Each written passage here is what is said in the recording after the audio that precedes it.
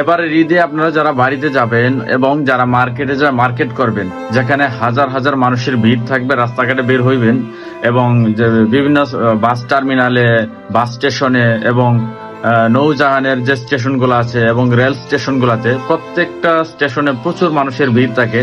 এই প্রত্যেকটা জায়গার ভিতরে আপনারা একটা জিনিস সতর্ক থাকবেন, সেটা হলো হাতে মোবাইল ফোন নিয়ে কখনো ঠিক মোবাইল চ্যাটিং করতে করতে বা মোবাইল টিপতে টিপতে যাবেন না। কারণ আমি কিছুদিন আগে দেখলাম যে একটা মহিলা যে হাতে মোবাইল নিয়ে যাচ্ছে, একটা ছিনতাইকারী আইসা মোবাইলটা ছিনতাই করে নিয়ে দৌড়ে পালাই গেল।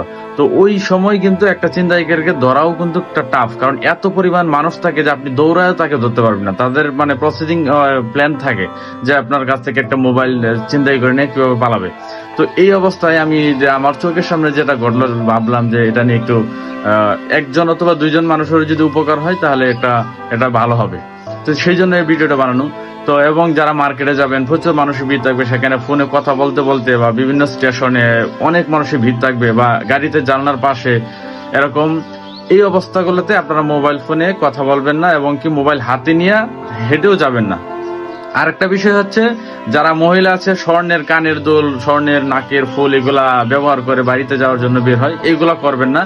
আপনার স্বর্ণের কানের দুল, নাকের ফুল এগুলো আছে, এগুলো ভেঙে করে নিয়ে যান, কানে পরবেন না রাস্তাঘাটে। কারণ এবারকার ঈদে, প্রত্যেকটা ঈদে ছিনতাইকারী যারা, হাইজাকার যারা, তাদের একটা প্ল্যান থাকে তারা কি পরিমাণ টাকা পয়সা লুটপাট করবে, মানুষের মোবাইল ফোন লুটপাট করবে, তাদের একটা টার্গেট থাকে। তাদের টার্গেট পূরণ করার জন্য যে কারো ফোন, যে কারো স্বর্ণের দুল ঠিকই তার চিন্তাই করবেন। সেটা যেন আপনারটা না হয়, আপনি যেন সতর্ক থাকেন। আমি নিজে সতর্ক থাকবো, আপনারা সতর্ক থাকুন এবং পারলে ভিডিওটি শেয়ার করে দেন, অনেকের উপকার হতে পারে। সকলে ধন্যবাদ, আল্লাহ হাফেজ, ভালো থাকবেন।